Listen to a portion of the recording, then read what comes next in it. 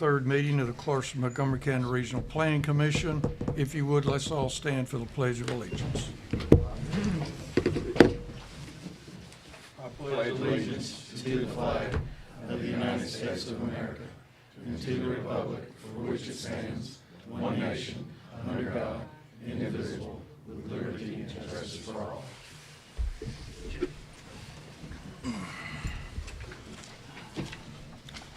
Commissioners, you've seen the minutes of the last meeting. Are there any changes or additions that need to be made? If not, I'll entertain a motion. Motion to approve the minutes. Second. Got a motion properly made second. All in favor, aye. Aye. All opposed, like sign. Okay, Mr. Tyndall.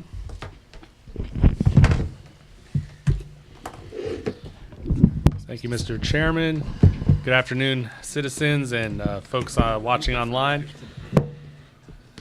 Before I announce the deferrals today, I do want to draw everyone's attention. Something the Planning Commission's been working on for almost 2 years now is the comprehensive plan for the entire community, something we haven't undertaken as a Planning Commission since 1999. We are in the closing months of getting this towards city and county adoption by the elected officials. This week, we'll have 3 opportunities for open houses, 2-hour windows where people can come and learn a little more about the comprehensive plan, ask questions, and leave comments. It's going to be at the public library on Pageant Lane. The first open house is tonight from 5:30 to 7:30. Tomorrow, Wednesday, from 10 to noon. And this Saturday also from 10 to noon. You're welcome to come or let your friends or family know if they are any interest in the future growth of Clarksville to come on and learn just a little more and leave any comments behind. Commissioners, we do have one deferral today. And it's a site review case, number 1 there, SR 60 2023, application of Haruko Brown, Brad Weekly agent for Atlas Coffee Company, recommended for deferral for 1 more month.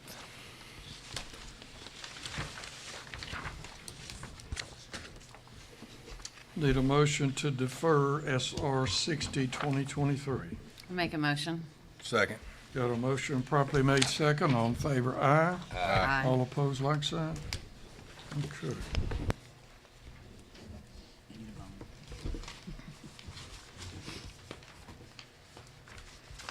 Ladies and gentlemen, when we get into the rezoning portion here that we will start here in just a couple of minutes, we allow up to 3 speakers to vote in favor of any rezoning application, 3 speakers against. We allow 3 minutes for each speaker. And in the interest of time, we've learned over the years that after 3 minutes, there's probably not much in the way of new information. So we're going to keep it at 3 minutes. Please understand, we're not trying to cut anybody out. We're just trying to get it over and done with, because when we have something that's very contentious, we've got people that could speak 20 minutes if we gave them 20 minutes. So it's usually 3 or 4 issues, and that's about it. So let's keep it to 3 minutes. Keep in mind that these recommendations that we will make today are just purely that. They're not legal. They go on to the city council or the county commission based on where the property is located. And when it's voted on there, it becomes legal. So these are just recommendations. It's required for us to do this. All the homework has been done by the staff here, and a lot of time and effort has gone into the recommendation. So please keep that in mind. The 2 bodies meet at different times, but if you look at the dates that are on the agenda, you can keep up with these cases and follow them and go to the meetings if you'd like to be there with an opportunity to speak and make your comments made to the council or county commission. So make sure you take one of those home with you and follow that if you do want to follow it to the next level. And Mr. Spain-Howard, it is your turn to shine. Thank you, Mr. Chairman, members of the commission, for the opportunity to be here today. Your first zoning application is in the city, under the city zoning tab. It is Z67-2023. It's the application of Donald Webb. The agent is Gabe Ramos. The request encompasses just right at half an acre. It's presently zoned R4 multifamily residential and proposed to go to R6 single family residential. Would not be an extension of the zoning classification. It's for 2 parcels fronted on the north frontage of Britton Springs Road, approximately 820 feet west of the Fort Campbell Boulevard and Britton Springs Road intersection. The applicant stated that they are proposing the zone change to allow for single family and to build smaller, more affordable homes. This is in the Lafayette planning area. Page 2 of the staff report, you'll see the department comments that are listed. The street department is listed that sidewalks would be required along the frontage. And to, from a drainage standpoint, establish a 100-year elevation if needed. You also have the school system comments there on page 2 as well. The impact would be changing from multifamily residential to single family residential. Historical estimates indicate approximately 7 lots. Staff's recommendation is for approval. The proposed zoning request is consistent with the adopted land use plan. Residential supportive uses such as mass transit and retail services are in the area. The adopted land use plan indicates that it's encouraged to maintain a desirable mixture of housing types. Sidewalks will also be required as part of the R6 zoning classification. The proposed R6 single-family residential zoning appears to be appropriate with the Britton Springs Road frontage in proximity to the Fort Campbell Boulevard and Britton Springs Road intersection and node of activity at that intersection. Adequate infrastructure will serve the site, and no environmental issues were identified as part of this request. Mr. Chairman, I'd also like to take the opportunity. This application was originally submitted in November. We, as the Planning Commission body and staff, had deferred this application because it was in the destructive path of the tornado. We have resent all the notices, placed a new sign out on site, and we are. I'd like to publicly acknowledge the applicant for their willingness to do so with everything that took place in December with the tornado. You've got your 2 zoning maps that are shown there. There's been no other public comment logged, and if you have any questions for myself or the staff, I'll be more than happy to try to answer them. Okay, ladies and gentlemen, we will now go into public hearing for case Z67-2023. Is there anyone here who'd like to speak on behalf of this rezoning request? Anyone in favor? Okay. Is there anyone here who would like to speak against Z67? Seeing none that are opposed, we'll close the public hearing. We're back into regular session, Commissioners. Motion for approval as the adopted land use plan indicates that it encourages to maintain a desirable mixture of housing types. Second. We've got a motion and a property made second. All in favor, aye. Aye. All opposed, like sign. Motion passes. Commissioners, your next application starts on page 8 of the City Zoning tab. It is case number Z70-2023, the application of PB&J. The agent is Bryce Powers. The request is to go from R1 Single Family Residential District to PUD Planned Unit Development Residential District. This is for a property fronting on Manning Heights at the northeast corner of Riverside Drive and the Cumberland Drive intersection. It does encompass 2.16 plus or minus acres. Would not be an extension of a PUD zoning classification. The applicant's statement for the reason for this request is the rezoning request will provide much needed housing opportunities in the downtown area and will provide an additional economic activity in the area, enhance this portion of the Riverside Drive corridor. It is in the South Clarksville planning area. It's currently 2 residential home lots with moderate to steep topography.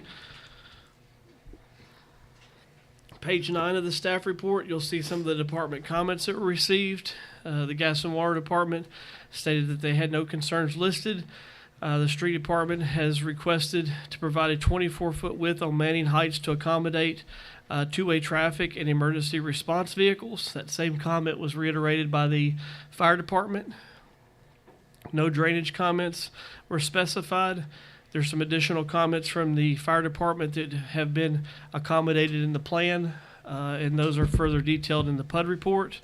And you'll see the school system comments at the bottom of page 9. Page 10 of the staff report, this impact will have increased multifamily residential density, will be accessible from Manning Heights and Edge Hill Drive. The applicant's estimated number of units is 72 units, 32 which are one-bedroom units and 42 bedroom units. If you'll go to page 11 of the staff report, you'll have the full PUD staff report.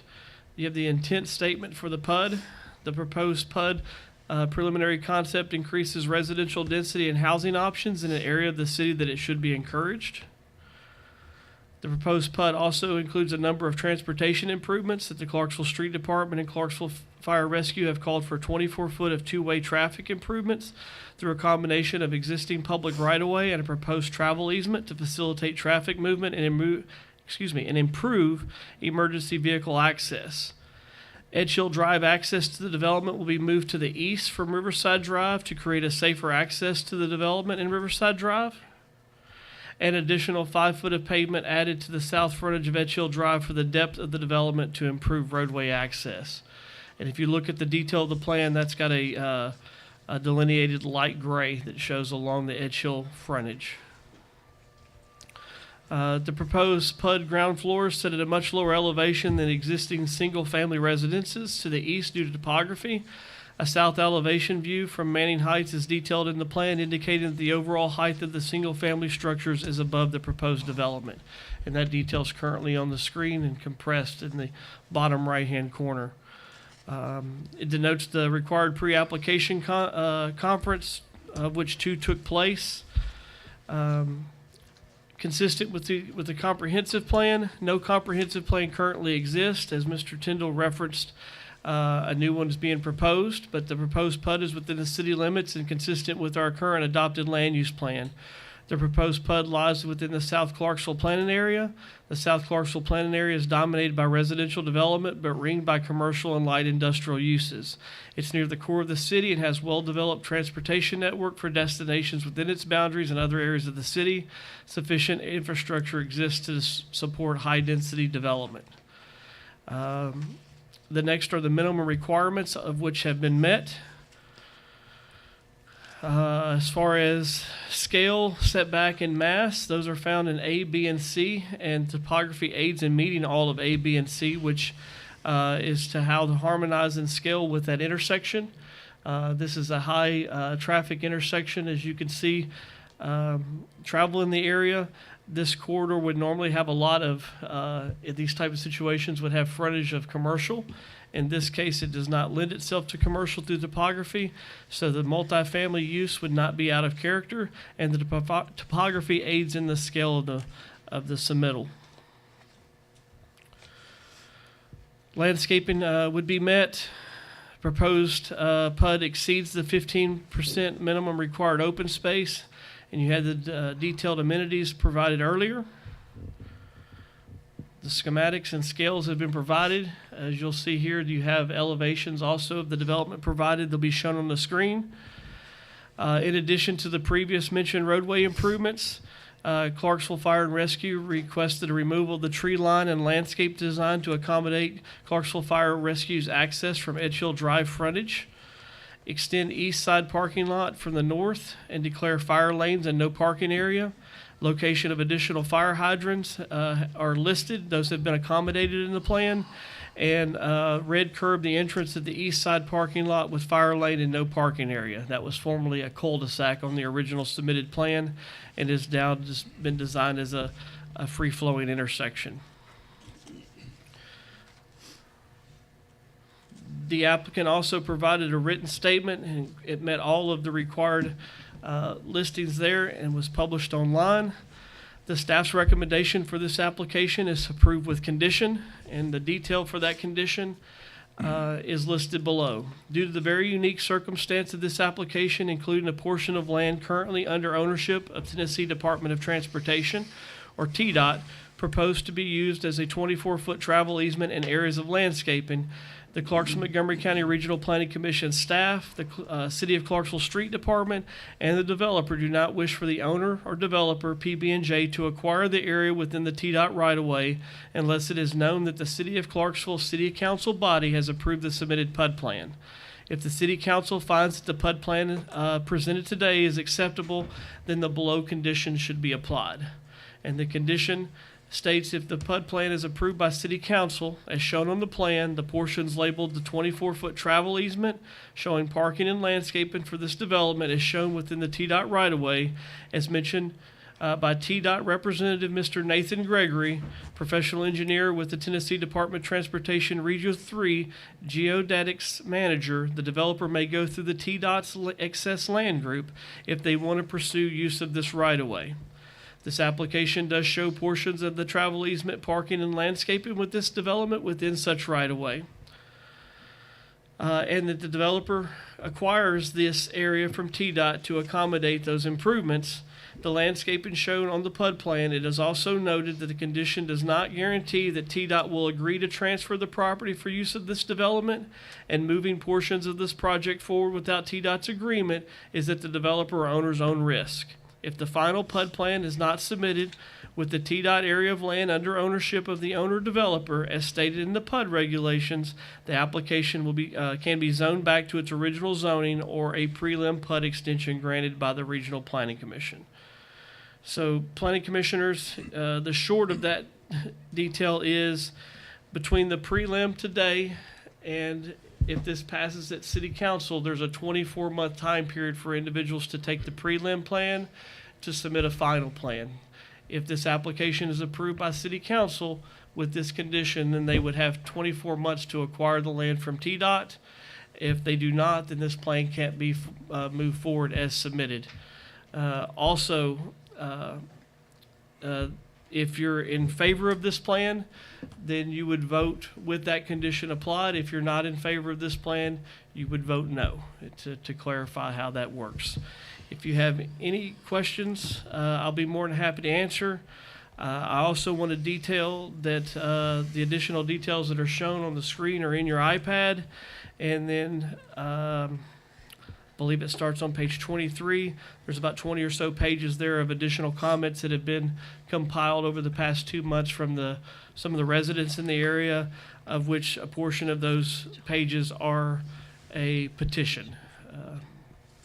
So if you've got any questions, I will be more than happy to answer. Sir, We're not in public Sir, portion yet. We we're- will call for people in a moment. I was gonna ask an indulgence, but okay, I'm not scheduled. I'll sit down and wait. There's no scheduling. Yeah,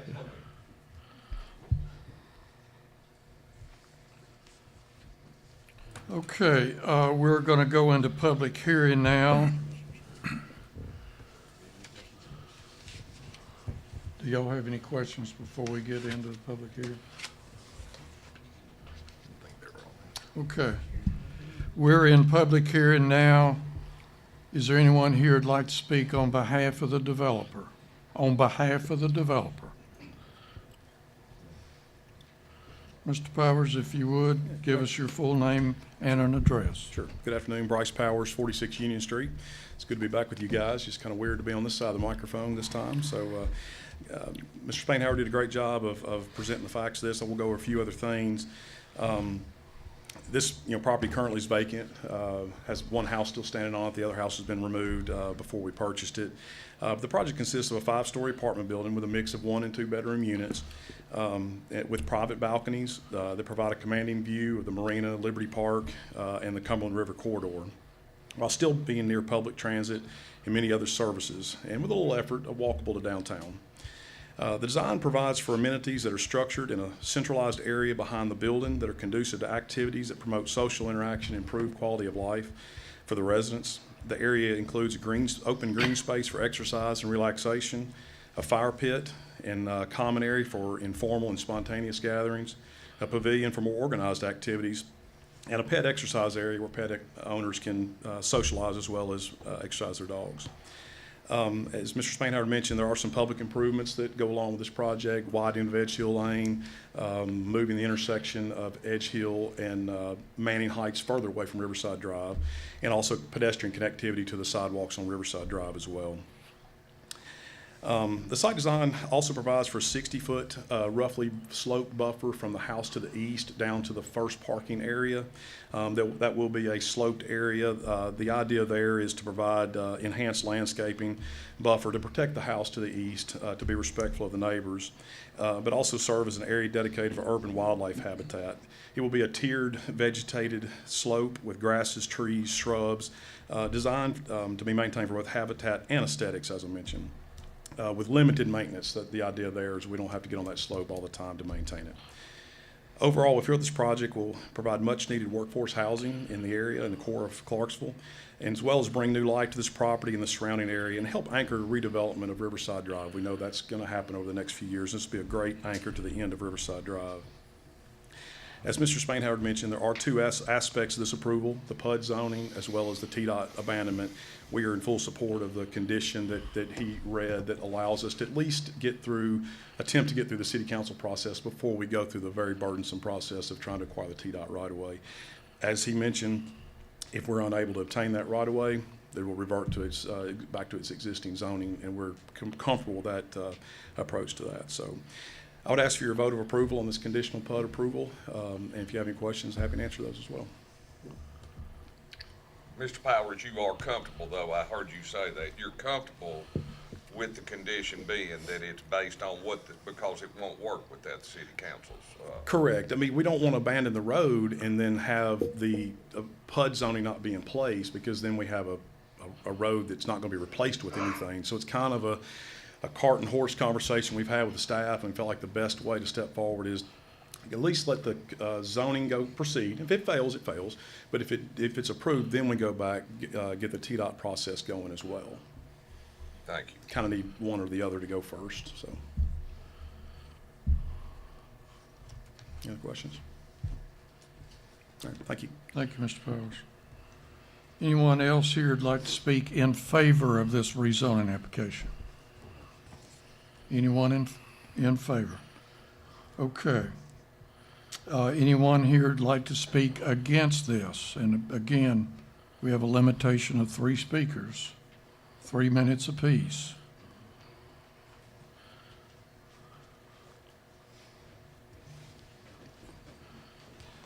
My name is Robert Jensen, and I live at 1094 Manning Heights, right directly adjacent to that same property. And these two properties are located at 1098 and 1096 Manning Heights, and these two homes, there were 8 homes on this street. It's located in an R1 suburban location near the corner of Riverside Drive and Cumberland Drive. 15 years ago, the owner at 1098 tried to rezone the property from R1 to C5 and tried to also have Manning Heights abandoned as well. 15 years ago, that was turned down. It is perceived perhaps by introducing a PUD, which is somewhat more consistent with current city planning, and a new owner at 1096 Manning Heights, both owners of which are very well connected with the Regional Planning Commission, and City Council will be more palatable to the Planning Commission, and City Council will be. There's also of great interest to us that the residents of Manning Heights and the surrounding neighborhood, that 3 individuals stand to gain from this endeavor, and that would be the 2 owners of 1098, 1096, and the contractor. It is a particular interest to us that the contractor was part of RPC and still is on the Land Use Committee. As I look at this proposal, I see a 5-story and a 4-story apartment building, which average on an average of 2.16 acres, that are intended to add 72 units of apartments and 125 parking spaces, most of which will be on the property, most of which will not be on the property they are trying to develop. I increased the font on this so I could see, okay? I am technically legally blind, and so I'm really having difficulty doing this. If each had one couple and had a motor vehicle, that would be 144 vehicles. That would overflow on Manning Heights and Edge Hill onto the Dairy Queen and Pharmacy parking lot. Manning Heights is a one-way street and is only about 10 feet wide in places. Edge Hill is very difficult to navigate because there are parkings on one side, and giving access to two-way traffic to one lane is very dangerous as the road is next to the drainage ditch. The road has broken off into the drainage ditch and cars fall into it frequently. The plan calls for these two buildings, 1 story and 1 4 stories. These are out of character for a suburban R1 neighborhood. It would set a precedence for anything nearby. That would create 25 dwellings per acre. If there are those two cars, 144, traveling up and down Manning Heights and Edge Hill Drive daily at this time, there is an excess of traffic on both streets of cars attempting to avoid intersection light at the Cumberland Drive and Riverside. Time? Yes, sir. Okay. Thank you, sir. Mr. Chairman, if I may, Mr. Jensen was reading, I believe, a document he submitted, and it's in the report, I believe, in page 32, if you wanted to finish reading it. Page 32. Do you want me to finish reading it? Okay, I'm Charlotte Nelms. I live at 1056 Manning Heights. I'll continue where Bob left off. There's an excess of traffic on both sides of the streets attempting to avoid the intersection light at Cumberland Drive and Riverside Drive. In doing so, they cut through Manning Heights at great speeds. The addition of all these vehicles will cause great strain on the inhabitants of Manning Heights, as it is very difficult to get out of the north end of Manning Heights at this time due to traffic on Cumberland Drive.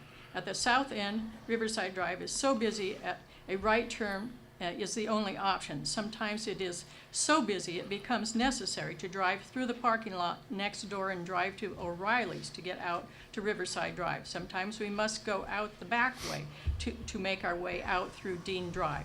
The very nature of a PUD is to have all the details worked out in advance. The plan has changed several times in the RPC postings. First, it showed the buildings with a brief description. Let me skip down here. The utilities are already overburdened by all the new construction going on around us. Our electricity goes out many times a year and sometimes twice a month, depending on the weather. When the electricity comes on Edge Hill, Cumberland Drive, and elsewhere, we are the last to have it restored. The description of the plan sounds so attractive until one looks closely. The buildings are placed on the east and north property lines, assuming they will get the abandonment of Manning Heights and to give room for green space. It describes how it will increase housing when there are vacancies all over and rents are being raised to take advantage of those. Moving here from Nashville, it describes how close it is for residents nearby commercial areas for goods and services, big lots and dollar store. It states that covenants and restrictions are being developed to include access and utility easements, travel easements, parking regulations, open space and use regulations, and other typical use and nuisance regulations. We would like to know what all this means, especially the covenants and restrictions being developed. Easements, who are the covenants with? Is it with financial? Who is financing this project, and what are their expectations? Let's see. I called several weeks ago when the case was deferred. I spoke with Sarah Cook. She said that without the abandonment of Manning Heights from TDOT, it was moot topic. We heard him mention that. That's of course. I spoke with John Spain-Howard and several concerns. The largest concern was the immediate change of the elevation from my property lying 40 feet down in a span of about 5 feet with no retention at all except plants. The foundation of my house sits approximately 10 feet from the property line. There is no plan for retention, nor is any plan for privacy fence. They are putting up a 10-foot concrete privacy fence. Madam, thank you. We've got 3 minutes for one more speaker, and we're going to bring it to a close.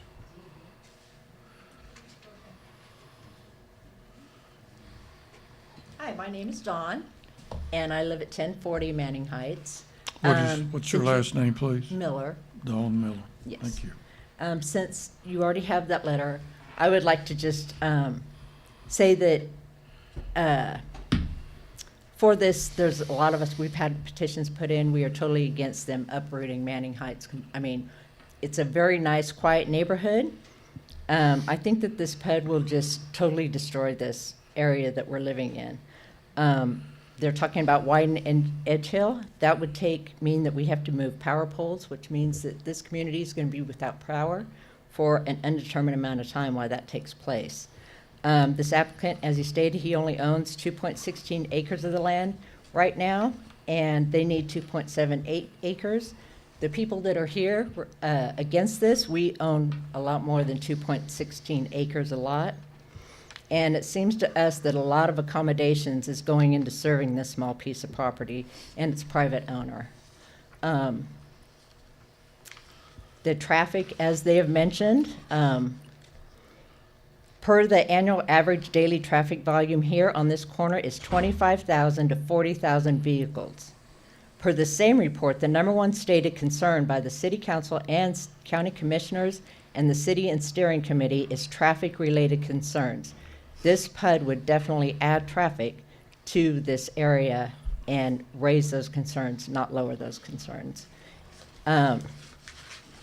So, to me, to better this area's community and a win-win for all is keep the R1 zone. They can build a couple of beautiful homes on their property.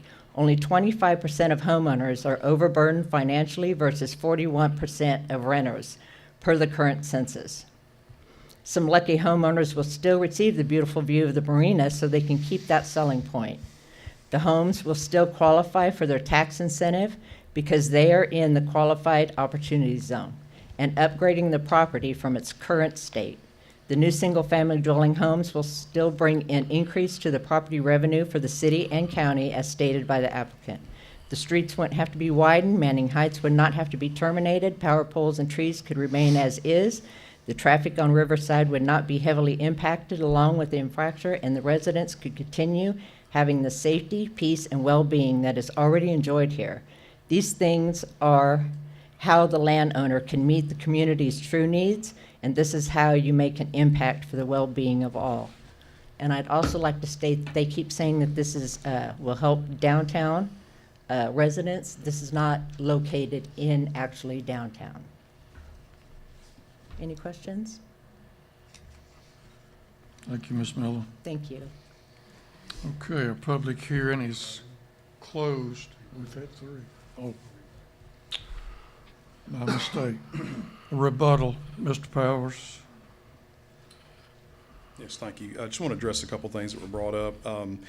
We do feel the combination of 1 and 2 bedroom units that our parking account is adequate. Obviously, the worst thing for a project is to be underserved by parking. So we've done great thought in that and believe that we're an acceptable level there.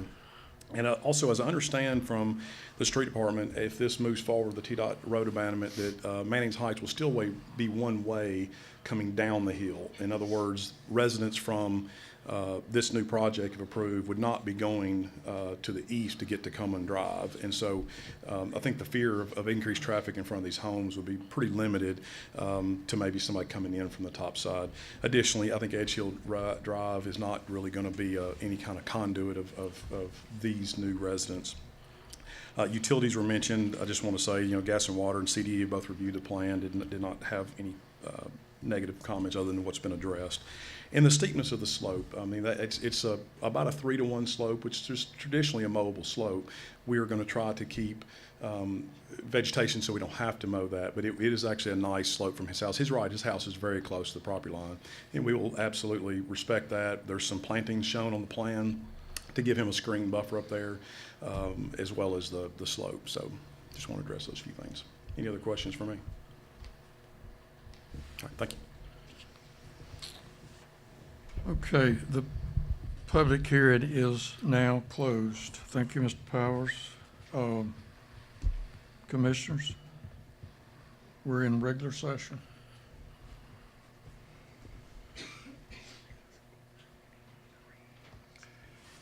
I'm going to be be honest, and I don't make people happy all the time anyway, but there's a condition here that's gotta be met before they can even proceed with what they're doing.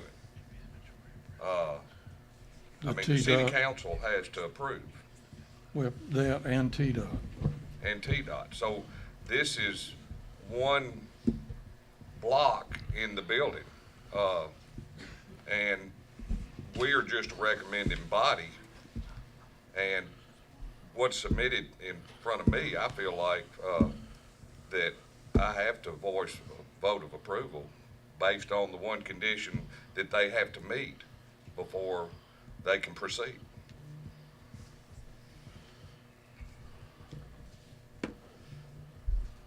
Mr. Kimbrough, are you making a motion? I'm making a motion to approve based on the condition. I'll second that. I feel that the development as presented exceeds a lot of the concerns with the Manning Heights not being able to turn up towards the residents and only coming out the other way. So I would second that. We got a motion, a properly made second. All in favor, aye. Aye. All opposed, like sign. Okay, motion passes. This goes forward to the city council for vote on the first Thursday, Yes, first Thursday of next month. next week. The meeting starts at 6 p.m. And there is an opportunity for anyone who would like to speak before the council meet starts. So, 30. Not on Zoom. No, but just, it's just anything. Okay, okay. The city council allows 2 speakers 5 minutes each, so you may want to coordinate beforehand and decide who's going to speak for that meeting. We'll be able to set first of February. I thought it was any time before the meeting. Okay, Mr. Spanhauer. Yes, Commissioners, your next application starts on page 47. It is Z1 2024. It's the application of Johnny Piper. It's for a tract of land located in the northeast of Fort Campbell Boulevard and the Old Mill Road intersection. It encompasses 17.5 acres, requested to go from R1, OP, and C5 to R4 multifamily. Without going into greater detail on the other items, Street Department has asked for a traffic assessment. They've been trying to prepare the traffic assessment. It's incomplete at this time, and they've asked for a 1-month deferral. The staff is agreeable to that 1-month deferral, but based on the timing of the information for the deferral, we do need to open the floor for public comments.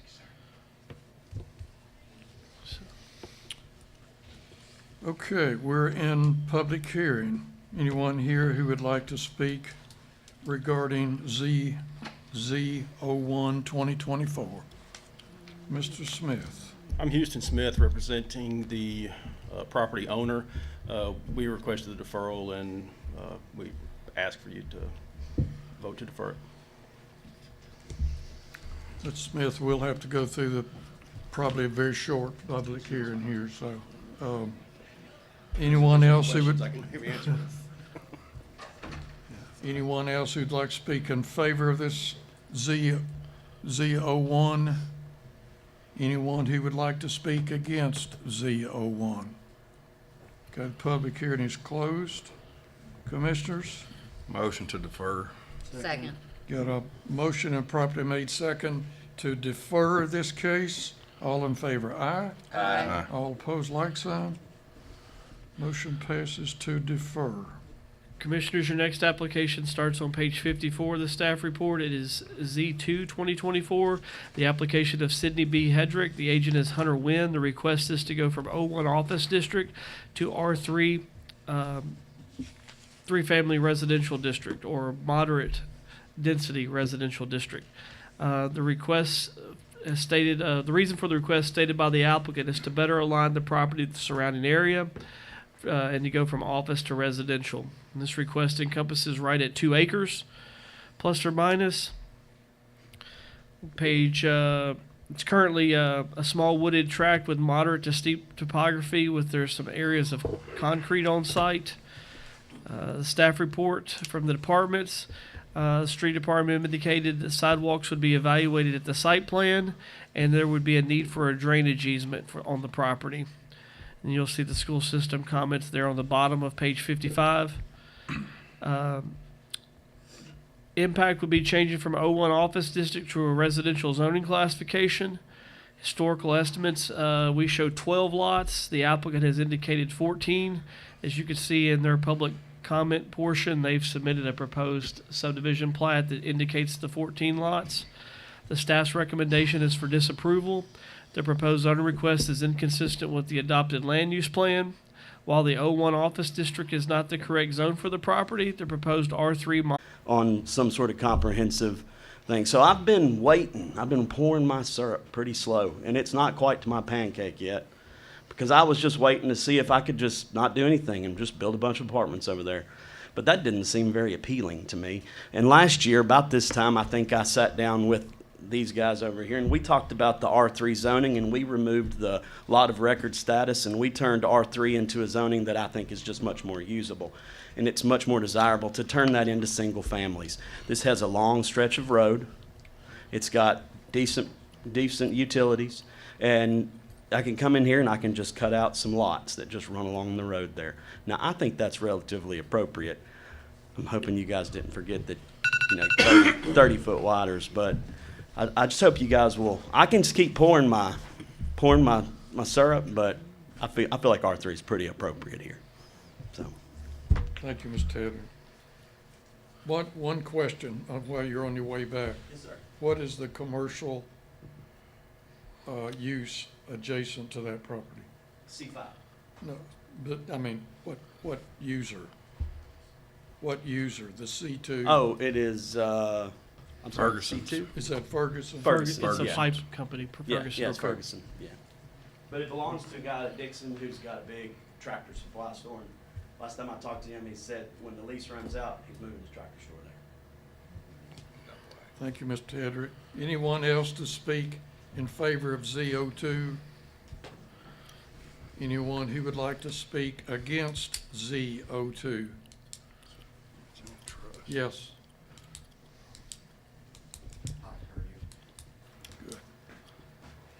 My name is John McConnell. I live at 703 Ridgecrest Drive. That's directly opposite of the parcel in question here. I am here on behalf of the many residents of the neighborhood who have asked me to speak on their behalf. This is a working class neighborhood. Many of my neighbors are elderly who walk their pets on the road, ride their wheelchairs with their pets. We have no sidewalks. The children go to the bus stops on the road. We have a lot of many working parents, military. They couldn't be here tonight because of the time, but they asked me and some of my neighbors to come speak on their behalf. My neighbor Zep back there has a list of all the names, addresses, and signatures of many in the neighborhood who are against this rezoning to R3. I think many of them are actually watching this recording, so I hope I can do them justice in conveying their considerations and concerns. This parcel of land located just south of Swith and Ridgecrest Drives is quite sloped. It's pretty steep, but if you use the interactive maps that are on your website, you can determine that the average slope along this parcel is just over 14%. Now this is an average, so that means there's some parts that are less than that, some parts that are more steep than that. But the most steep parts of the parcel are those along Ridgecrest Drive. This creates quite a bit of runoff, which you can see come down the street every time it rains. To think of what the addition of impervious surfaces like foundations and driveways would do to this, probably make it worse.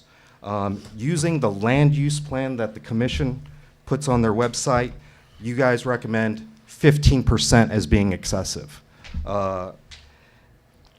And to either not develop or have lower density development there. My neighbor will talk more about the runoff and the erosion. I have another neighbor here, she'll talk about the congestion, but what I wanted to really talk about is what Mr. Spainhoward mentioned earlier. There's 8 adjacent parcels to this parcel in question. One of them is commercial C2, that's Ferguson Plumbing, facing the bypass. All the rest of the adjacent parcels are R2, those that line Ridgecrest and Swift. They're R2, single-family residences. If you go 400 feet out, 2 of them are commercial. The one that's Ferguson, the one next to it, I don't know what business that is. That also faces the bypass. And all the rest, 26 of them, 26 parcels, are all R2. Mr. Hedrick wants to rezone this so that it resembles the rest of the neighborhood. Well, the rest of the neighborhood are single-family homes. R3 would be, they could put three family residences there. So we would prefer, we're not saying it should stay O1, but we would prefer R2 or R1. Thank you. Thank you, sir. Do we have anyone else who would like to speak against ZO2? Yes, sir. turn these into?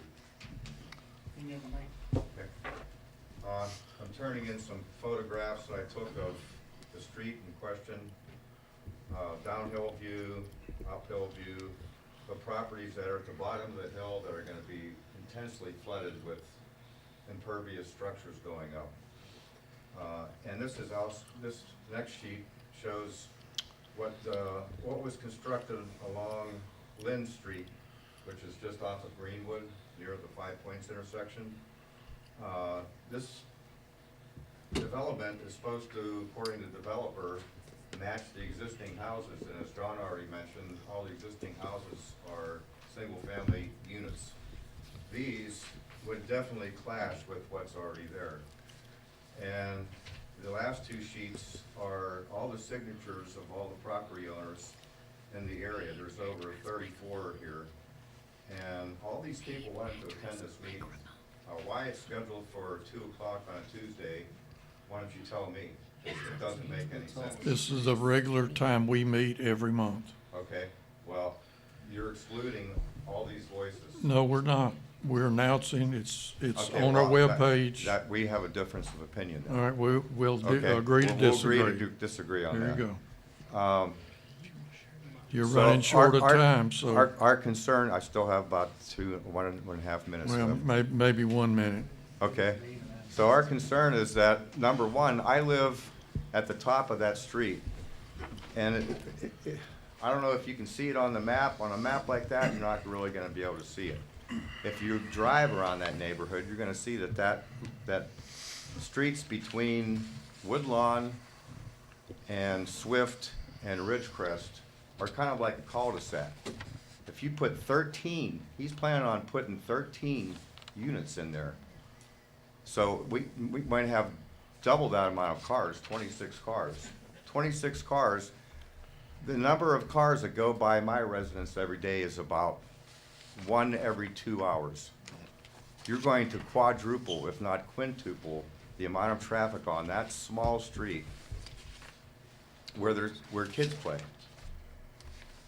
And every one of you, if that was going up in your neighborhood, you would vote against it. You all know that. Thank you. Thank you, sir. Excuse me, I don't think we got your name and address Oh, I'm sorry. just for the record. Robert Zimmer, 1019 Ridgecrest Drive. Thank you. One other thing. Mr. Zimmer? The information you just submitted, that will not go forward in our packet to the city council. Okay. So if you would like a copy of that, is that the only copy you have? That's the only copies yet. I'll make you a copy, I'll put that in the file, but if you want that seen at the city council, you'll have to present it at city council. Okay, Okay? Or send it ahead of time through email or whatever the case may be. okay. But I'll have somebody prepare you, Ms. Russell will grab the copies for you and All have, right, and thank give it you. back. That way you have a copy. Thank Thank you. Okay, we've got an opportunity for one more speaker.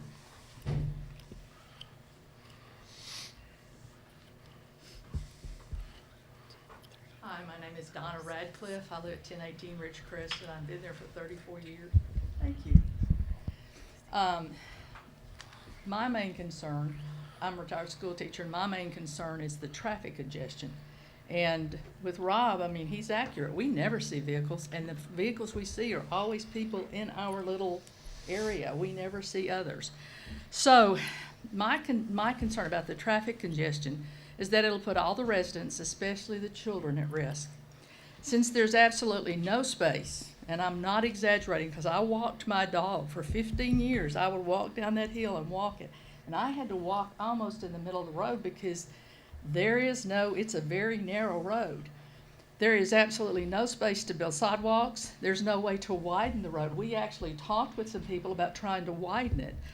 All the activities such as waiting for a school bus or a city bus, riding bikes, skateboarding, playing with friends, walking pets, or walking with your friends, it must be done out in the roadway with extra danger on the blind corner where Swift Drive and Ridgecrest Drive meet. And that's exactly the picture that Rob just showed y'all. That's exactly where it is. I know I have almost had a wreck twice there because you have to swing out because there's a vehicle that parks right there. And you have to go into the road, and it's a blind corner. You cannot see what's coming around. My sister was here from New Hampshire a few weeks ago, and she made a comment. They almost had a wreck because there's a gentleman that parks a van there, which we've contacted the police several times, and you have to swing out to do it, but it's a blind corner, so you can't see what's coming. Since all the driveways down at the end of Swift are very short, all the renters and homeowners that live down there have to park their cars, or do park their cars on the street. And that pretty much makes that roadway down there, it's so narrow that basically it becomes a one-lane road. When you're driving it, it's a one-lane road because you have to scoot over. Because I know when I walked my dog, I always had to watch to make sure there was no traffic coming because it drops off on the sides of the roads. So there's nowhere to scoot over. So if we add 28 extra cars from the new housing, that would further exacerbate the road congestion and the safety issues in our neighborhood from our children, our elderly, people walking their dogs. I mean, there are people out there doing that because this is all we've got. So we thank you for this consideration. Thank you, Ms. Radcliffe. Yeah, I've got it.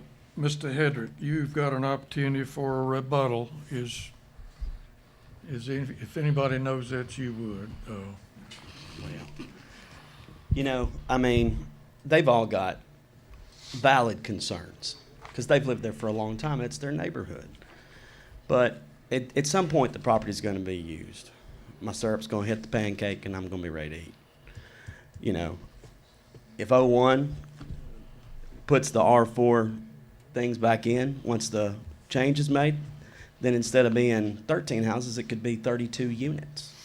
You know, it's currently 01. If I wanted to put a daycare there, of course, it'd be subject to site plan.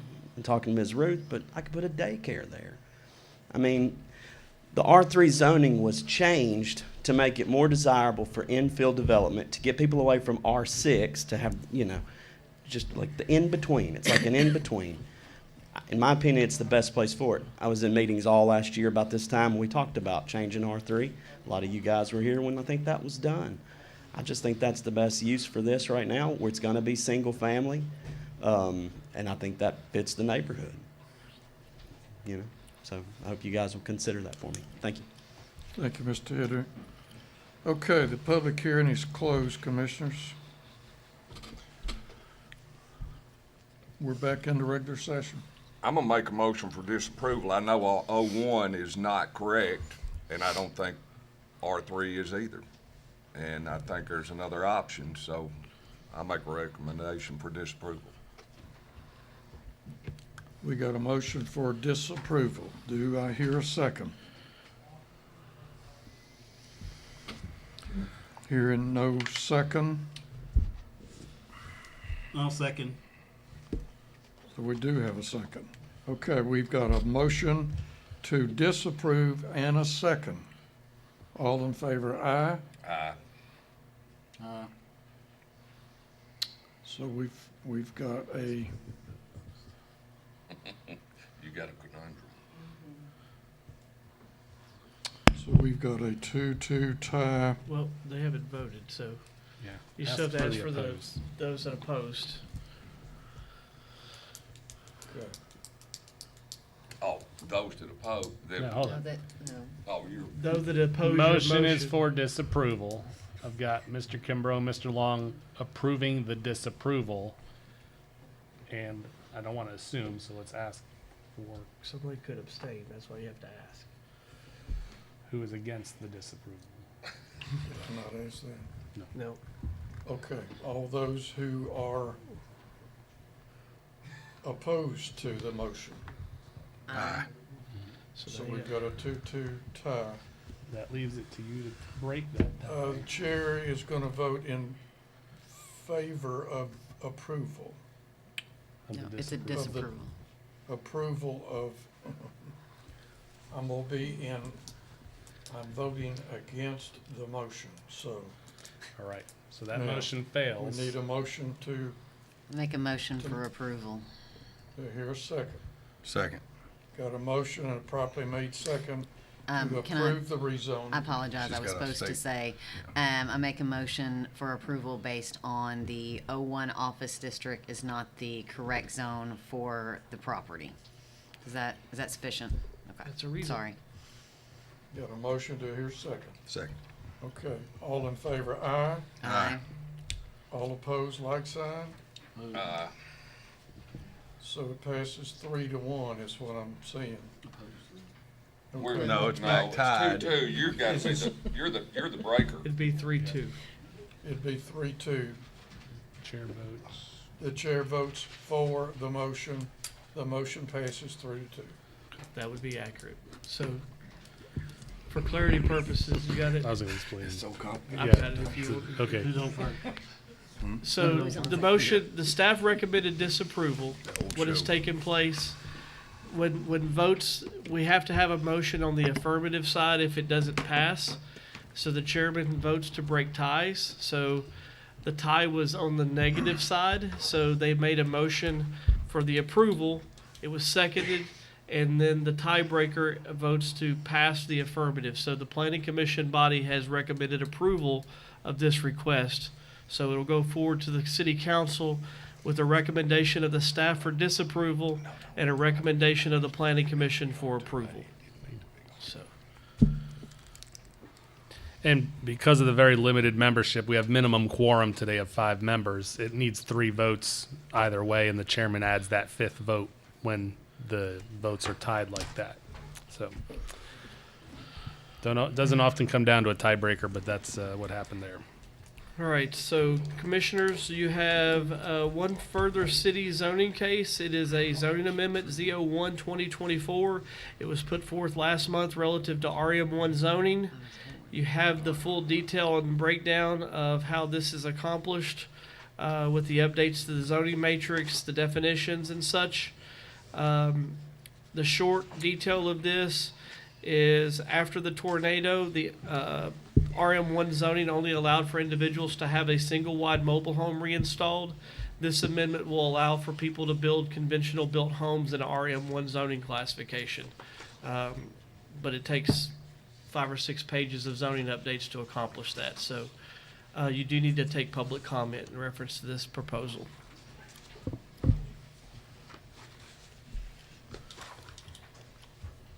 So we don't need,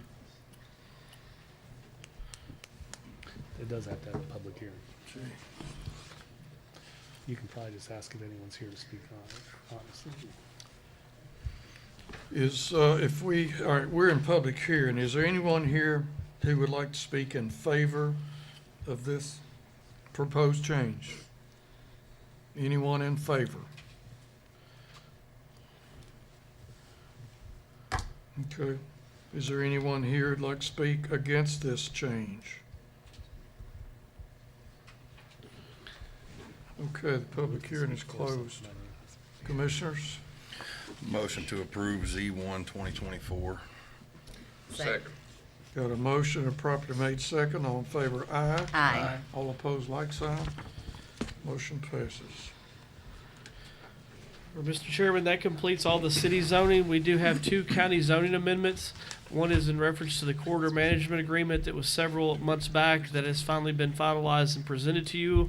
While I'd like to continue, I will pass the torch to Mr. Tindall. Yeah, this has been a long time coming. We initially worked with TDOT just prior to COVID on getting this done as a corridor management agreement with TDOT. After speaking with the county attorney and the county highway supervisor's attorney, they felt it was best put into the zoning resolution.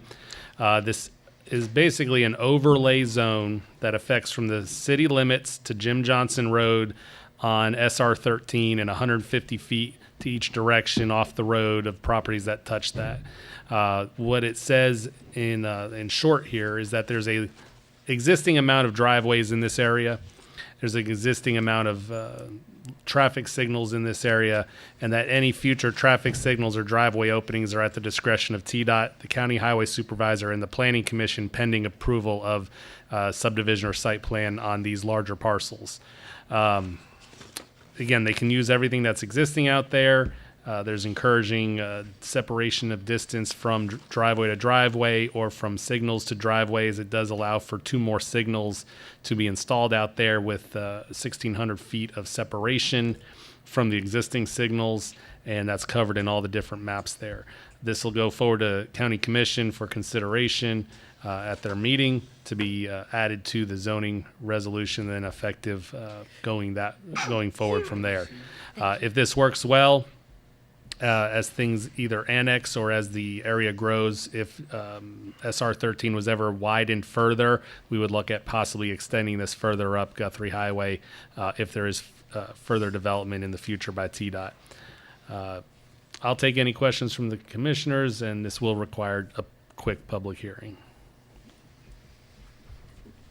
Basically, we're going to the industrial park, is what it amounts to. Yes, just past where the fire department and Amazon are up there. Then there's Jim Johnson Road, so that's the terminus of it at this time. And since it's a county resolution, it's only from the current city limits, which is right at Oakland Road, just past Sam's Club out there. Okay, we'll have a public hearing for case CZ02 2023. Anyone here who would like to speak in favor of this change? Anyone who would like to speak against this change?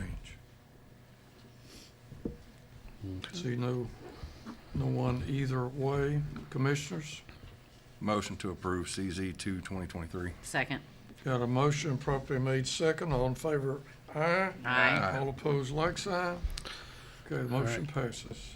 Thank you, commissioners. And then the other text amendment, very similar to what Mr. Spainhour just spoke about in the city with the RM1 zoning. The county has RM1 and RM2 zones, which again are exclusive to mobile homes only, and it allows for a conditional permitted on review by the County Board of Zoning Appeals, which takes some time and a fee to go. You can get a single family approved, but you have to go through some hoops there. Basically, we're removing those hoops that if folks in the affected area in the county working with their insurance companies or per their decision want to build back a stick-built home instead of a mobile home or manufactured home, this opens up that opportunity in those zones. So we think it's the least we can do for those properties that are affected, and we'd ask for your support. Ladies and gentlemen, we're going to go into public hearing. Anyone here who would like to speak in favor of CZ01 2024? Anyone who would like to speak against CZ01? Back in the regular session, commissioners. I'll make a motion for approval. Second. Got Can a I add- motion and a properly made second. All in Chairman? favor, aye. Before you, may I add something just Sure. real fast? I just want to say thank you to the staff, but doing this both in the city and the county, I think this is very beneficial for the residents in our community to not, as you said, have to jump through a bunch of hoops, and gives them the options to be able to build what's going to best suit them and their families' needs. So thank you for your work on this. Thank you. Okay, let's do the motion over again. Sorry. Motion for approval. Second. Got a motion and properly made second. All in favor, aye. Aye. All opposed, like sign. Okay, motion passes. All right, we're you can go into your subdivision tabs, commissioners. We do have one variance today, and then after that variance is done, we'll go forward with the consent agenda with, I think just has two cases. So we'll go through the variance first and then worry about the consent agenda after that. So Mr. Parker, if you'd walk us through the V1 2024. Thank you, Mr. Tyndall. Commissioners, our variance. Sorry about that. Our variance is case number V1 2024. The applicant is CGH Properties, and that's for a variance request from the Buck Ridge subdivision that's being proposed today. The location is the west side of Morgan Circle, approximately 1,285 feet southwest of the intersection of Attaway Road and Morgan Circle, is in the rural area of the growth plan. The variance request is to section 4.19, subsection 1, a portion of, and table 4.1. The length of a cul-de-sac measured from the center line of the intersecting street, road, or permanent easement to the center of the turnaround shall not be shorter than 150 feet or longer than indicated in table 4.1. That table 4.1 indicates a maximum length of 750 feet. The applicant is requesting a cul-de-sac length of 999 feet. Department comments are listed below. No opposition provided from the departments. If you want to go to page 3 of your staff report, you'll see the aerial overview of the site, followed by the variance exhibit showing the allowed length and what they're requesting. The following page, on page 5, is the variance application with the justification provided by the applicant. Page 6 is the variance review sheet provided by the staff, and we will need to have a public hearing for this. If there's any questions for the staff, I'll be happy to try and answer those. Ladies and gentlemen, we're back into public hearing. This one for case V01 2024. Anyone here would like to speak in favor of this request? Mr. Smith. Good afternoon, Grayson Smith, 226 Colum Way. Just here to answer any questions you may have. The topography, each side of this property falls off pretty hard, and we're trying to have a pretty nice development, and so trying to have 5-bedroom lots in the septic. We just had to spread out the lots, widen them up a little bit more.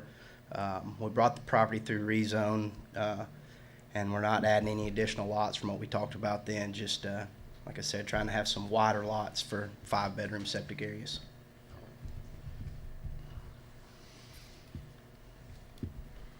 Okay, thank you, Mr. Smith. Anyone else like to speak in favor of this variance? Anyone here who would like to speak against this variance, please come forward. Okay, seeing none against, we're closed and back in the regular session. I make a motion for approval based on none of the departments taking any issue with it, and it's just a small extension. Second. Got a motion and properly made second to approve this variance request. All in favor, aye. Aye. All opposed, like sign. The variance is approved. Before I go ahead and build the consent agenda, is anyone in the public here to discuss either S1 2024, what we just discussed, Buck Ridge, or the Garrettsburg Meadows S2 2024? Show of hands. You would like it removed from the agenda for separate public hearing? I'm sorry, I misunderstood. You're not here for the Garrettsburg. You are. So what we're going to do is remove it from the consent agenda so it will have its own public hearings, so you'll have an opportunity to speak and ask questions. Is that going to be today? Yeah, in about 2 minutes. So instead of doing a consent agenda, since there's only 2 items, Chairman, we'll just do number 1 and go right into number 2. Okay. Case number S1 2024. The applicant is CGH Properties, preliminary plat of Buck Ridge. The recommendation is for preliminary plat approval, subject to the 3 conditions listed, including the variance that was just approved. Thank you, Commissioners. Do need to ask for a public hearing real quick. Quick public hearing. Anyone here would like to speak in favor of case S01 2024?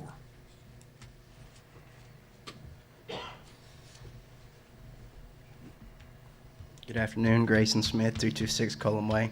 Here to answer any questions y'all might have. Sorry to make you get up again. Thank you, Mr. Smith. Anyone else would like to speak in favor?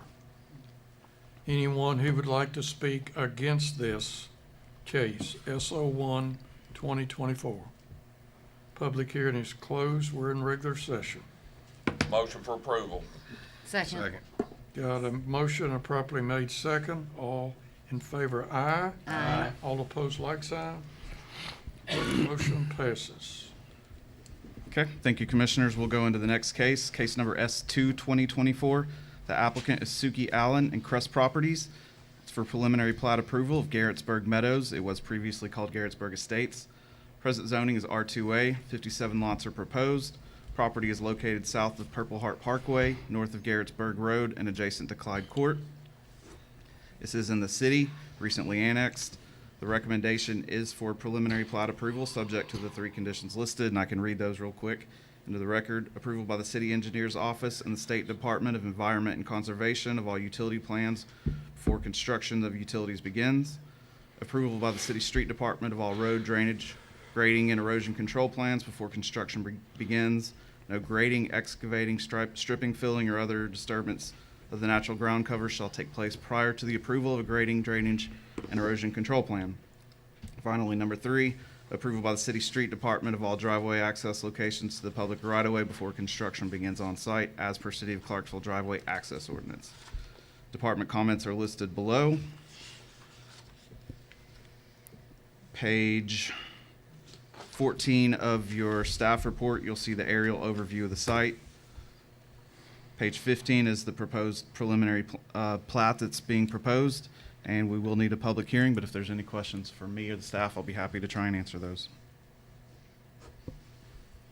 Ladies and gentlemen, we will have our last public hearing, I suppose. I'm probably wrong. I'm wrong.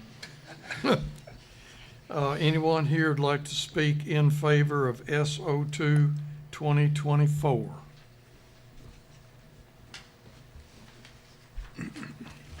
Houston Smith, representing the development group on this. We have a piece of property that's zoned and we meet all zones. We're not asking for any variances, but I would like to listen to the concerns and respond to those accordingly.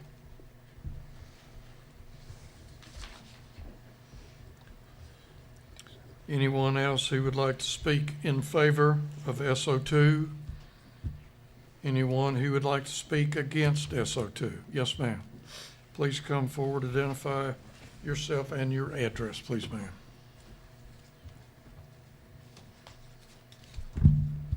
My name is Peggy Macias. I live at 911 Garrettsburg Road. Miss Suki's property goes behind all of our property lines up to the parkway. And on this proposal, okay, first of all, I know they're going to try to zone it into the city. But on 11 1/3 acres, they have proposed to build 57 structures. My house is on a 1/2 acre. So using mine as a standard, that should be about 22 structures max. They're doing more than 4. That does not tell me they're trying to meet a housing need. That tells me that's a greed factor. That's number 1.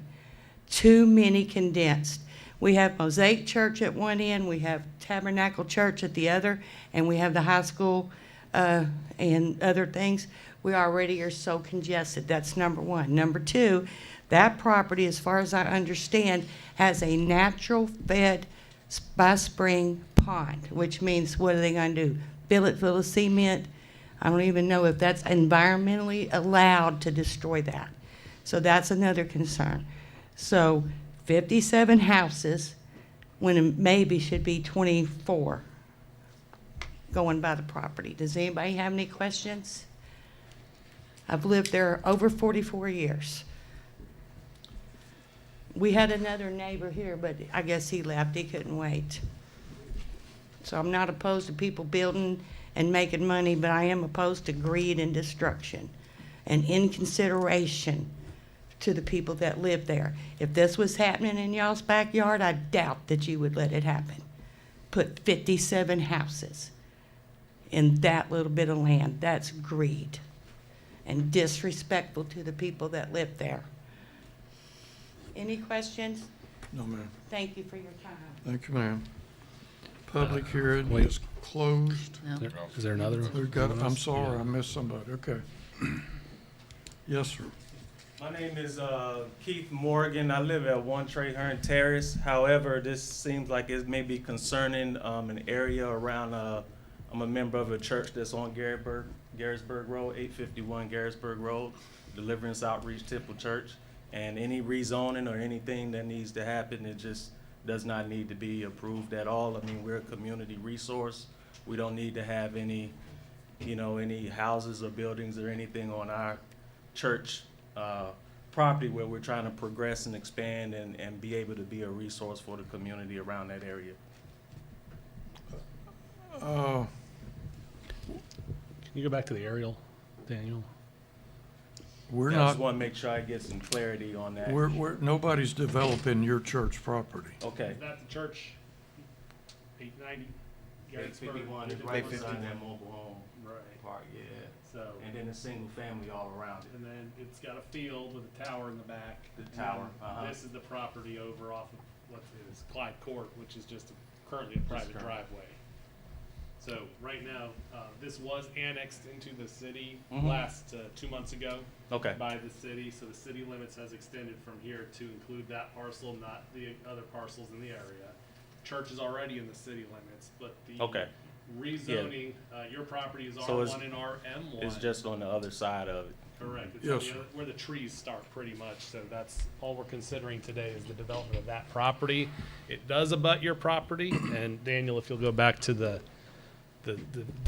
subdivision, they are supplying what we call 2 stub roads. So should you ever sell or develop your property or do Mhm. anything with your property, there are public roads that will touch it that you could use to access the back of your property. Okay, yeah, just want to make sure I got clarity on that. Thanks a lot. You got it. Thank you, Mr. Morgan. Mr. Tindall, could you please explain to her too, though, the fact that the zoning has already been approved, that this is a site plan now? Yes. So about 3 or 4 months ago, this property approached the city of Clarksville mayor and asked to be annexed to the city, which means you have to touch the city limits and you need to be in the urban growth boundary, both of which this area meets those regulations. When the city mayor gets a request for annexation, he forwards it to our office to do the study, and we return the study to the planning commission, which then endorses it, sends it on to city council, and I believe they adopted this 2 or 3 months ago to be accepted. 30 days later, it is legally inside the city limits. So the Suki Allen property is in the city limits as of last month, and with that annexation, a rezoning was taken place from the previous RM2, which was a mobile home district, to the R2A, which is properties of 5,000 square feet or greater and 40 feet or greater in width. So it does meet the zoning of the city. And the Garrettsburg Road from this area out to 101st is still in the county, just this property is in the city. Mary Beth Lane right across the road is also in the city. I mean, the city limits is literally right there up against Garrettsburg Road. So I hope that answers your question, Mr. Kimbrough.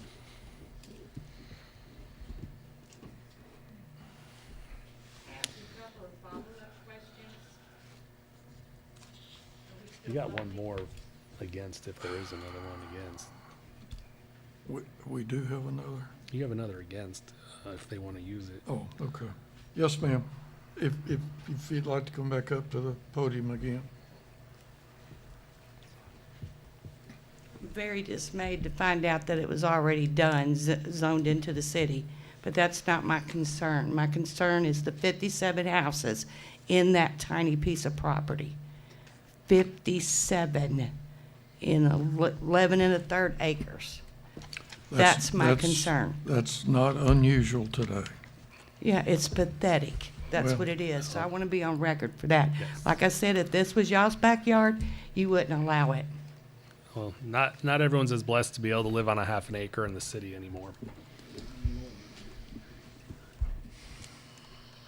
Houston's got a rebuttal. Mr. Smith, you want to rebut that? Anything? I guess the only comment that I can respond to would be the pond. I mean, we're gonna have to still go through, this is the first step in the design. We still have to go to TDEC and, you know, get any environmental permits that they're gonna require. So, I mean, that concern will be addressed by the state. So, if there's any other questions that I can answer, I'd be happy to. I think a lot of people think that everything has to remain the way it is, and water is always an issue, but they don't understand that a site plan process takes that into consideration. Could So- you explain that with the zoning, the size of lots that are required within that zoning? Maybe she would understand that a little bit better. Allowed. Yeah, lots that are allowed. So, all right, with the zone that we have was brought into the city, it was voted on, you know, understanding the requirements that are based on the zoning regulations that have been approved through all the departments and then also through the city council. So, anything that's zoned, whatever zone, you know, we've talked about a lot of zones today, whatever rules apply to that specific category apply, you know, across the board. So when we have a classification on this one, is, you know, we have to meet all the requirements that the city has placed on it throughout the, you know, the years of maintaining the zoning regulation or the subdivision regulation and the zoning ordinance. So, But would those zoning requirements be different if it were still county? Oh, man. Possibly? The county and the city have zones that match and some that don't. I don't know which one. But possibly, yeah, they could be different or they could be the same. There's so many different zoning categories. But now that it is in the city, Right. you are bound by the city guidelines. Yes. And Mr. Long, R2A zone in the city is considered a suburban infill zone. We felt this was an infill property with the development around it. Which allowed for the number of lots that. And was considered by the city council when they annexed this property. Thank you, Mr. Smith. Oh, I did have one more question, just to kind of ease our mind on water, since we touched on water. All this looks like it slopes back towards 374. Oh, yeah. Yeah, everything's Because going the to go. 100-year floodplain is down there in the back of that triangle. Right. Yeah, there's a culvert that goes underneath the highway. That circle that's kind of in the back corner of the property, that big one's the tower radius. Okay. Basically, due north of that's a culvert that goes underneath the highway, and that's where all of the water goes. Gotcha. So nothing's draining back towards the existing homes. Correct. Thank you. Okay, public hearing is closed. Commissioners, I'll make a motion for approval. Second. got a motion and a properly made second. All in favor, aye. Aye. All opposed, like sign. Motion passes. All right, and commissioners, if you will open your site plan tab of your tablets there. We already deferred SR 60 today. And is anyone in the public here present to discuss any of the site plans? By show of hands, anyone in the public want to discuss any of the few site plans on the agenda today? All right, if not, I will read the statement. All items in this portion of the agenda are considered to be routine and non-controversial by the staff and the Regional Planning Commission and may be approved by one motion. However, a member of the audience, commission, or staff may remove any of the items for separate consideration. Mr. Parker, would you read the 4 cases into the record? Thank you, Mr. Tyndall. First case is case number SR 1-2024. The applicant is Chris Blackwell. The development is Blackwell Dover Road Office Building, 1400 Old Dover Road. The staff recommendation is for approval subject to the 5 conditions listed. Next case is case SR 2-2024. Applicant is Faith Investments. Development's called the Villas at Glen Ellen. It's multifamily. Number of units is 88. The staff recommendation is for approval subject to the 5 conditions listed. The next case, case number SR 3-2024. Applicant is VRK Properties, LLC. Development's called Whitehall Center. Proposed use is retail. Staff recommendation is for approval subject to the 3 conditions listed. The final site review case is case number SR4 2024. Applicant is Johnny Piper. Name of the development is Eubank Drive Office Buildings 2 through 4, Phase 2. Office warehouse is the proposed use, and the staff recommendation is for approval subject to the 5 conditions listed. Thank you. Commissioners, we need a motion to approve the consent agenda, which is items 2, 3, 4, and 5 on your program. Make a motion for approval. Second. Got a motion properly made second. All in favor, aye. Aye. Okay, Mr. Tyndall. All right, and in our last section today, we have our other business. First item in front of you is the monthly P&L. As you can see, through December, so through halfway through the fiscal year, running just a little shy on the expenses, are just slightly higher than the revenues, as is expected always in the first half of the year. Year over year, though, revenue is up as are expenses, so we are tracking very similar to we were last year. Like an approval on the P&L, please. Motion for approval of the P&L. Second. Got a motion properly made second. All in favor, aye. We brought this up and presented some of this in the informal earlier today. Last month, there was a request by the Planning Commission to, before we undertook a ordinance change in the city for LED signage, to just look at what other communities are doing. And Brent looked at 5 other communities: Franklin, Murfreesboro, Lebanon, Gallatin, and Hendersonville, all of which, as you can see in the attached memo, address LED signages very differently. Some outright prohibit it, some allow it, some don't allow animation, some have lead time and flashing, prohibit flashing and changing of the signage every so many seconds. So as you can see, one size does not fit all, and I think you can do with it what you want, commissioners, but we'll have to work with our advertisers and our sign companies here to determine what's right for Clarksville, not just for Madison Street, but citywide. So we present that to you as an exhibit, and you can discuss it and do what you need to from there.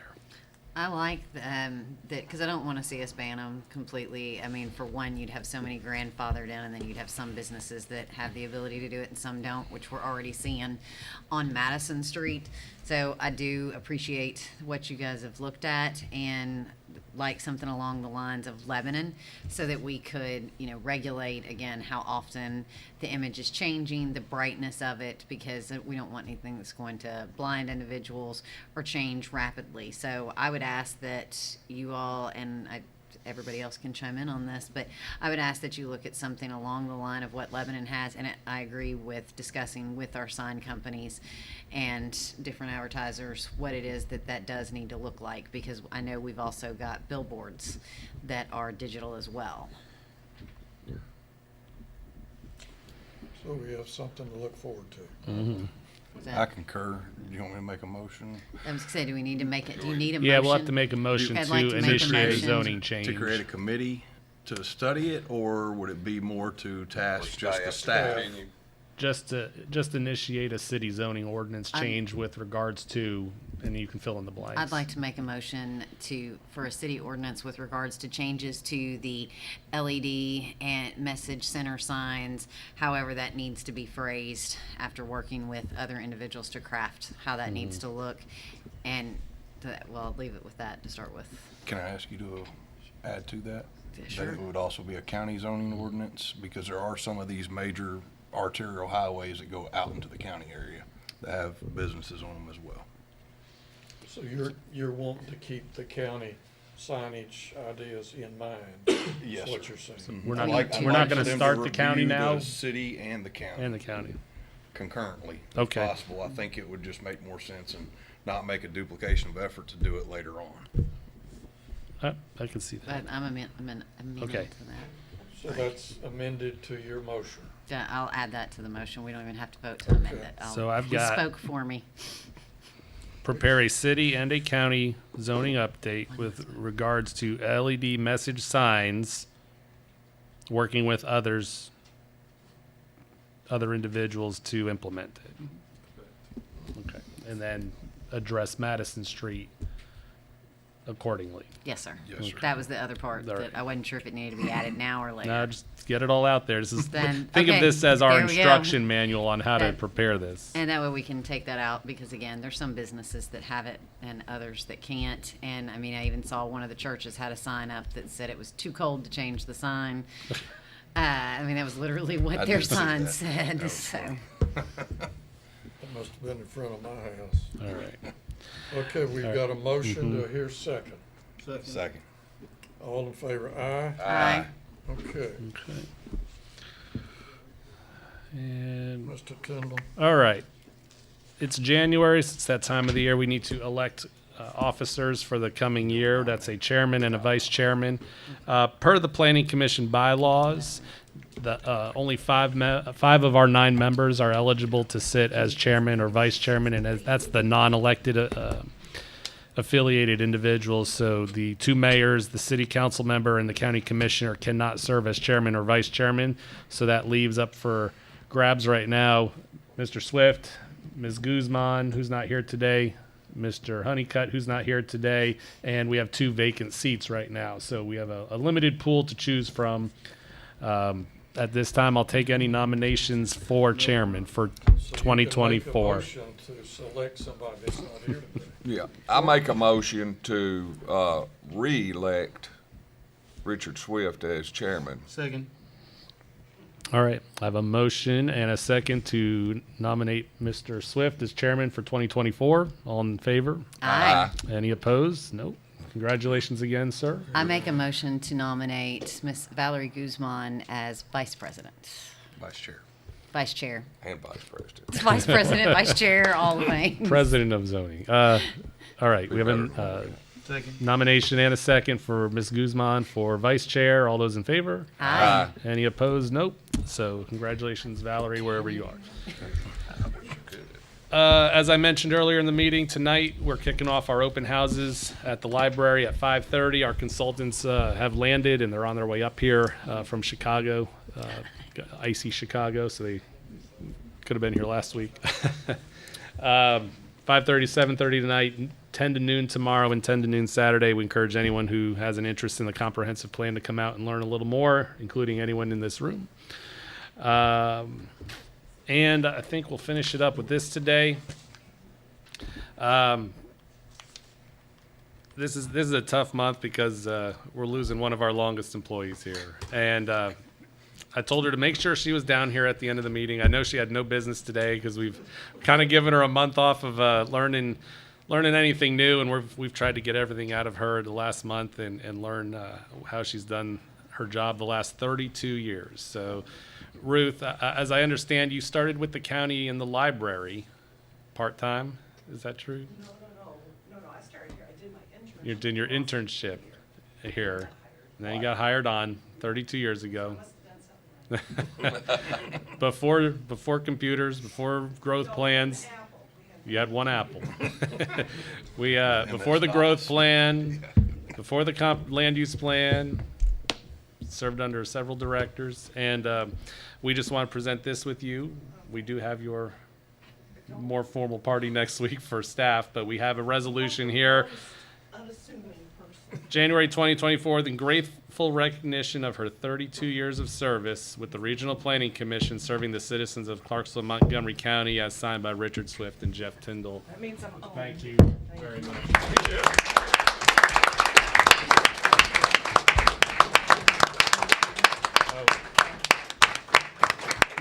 Okay, let me hide my stomach. Oh, yes. Hey now. You stole the words right out of my mouth. Hey now. Thank you. Thank you. Thank you, Rick. Thank you all. It's been an honor. Yes, Thank ma'am.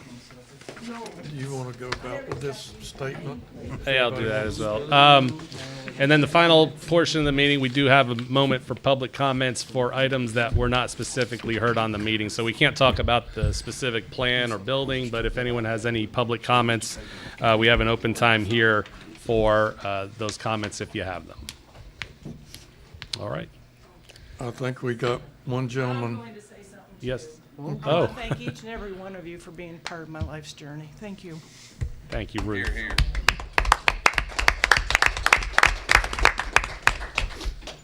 Yes, sir, you want to come forward? You've got 3 minutes.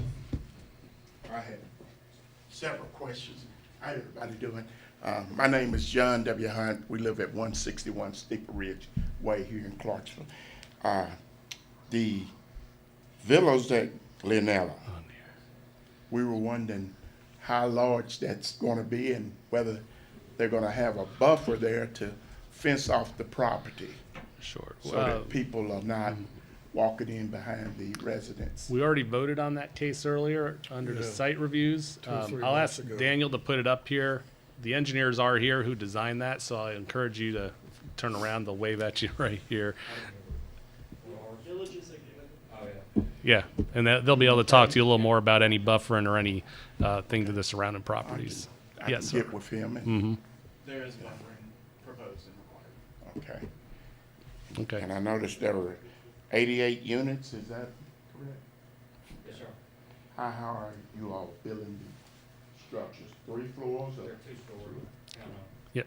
Sir, I'll just encourage you to talk to them on the side, and we'll conclude business here and close our All right. meeting. And Thank you, We guys. can have their time. Yes. Mm-hmm. All right. Any other public today? All right. Okay. Motion to adjourn. Motion to adjourn. Motion to Second. adjourn. Motion. Aye. Aye.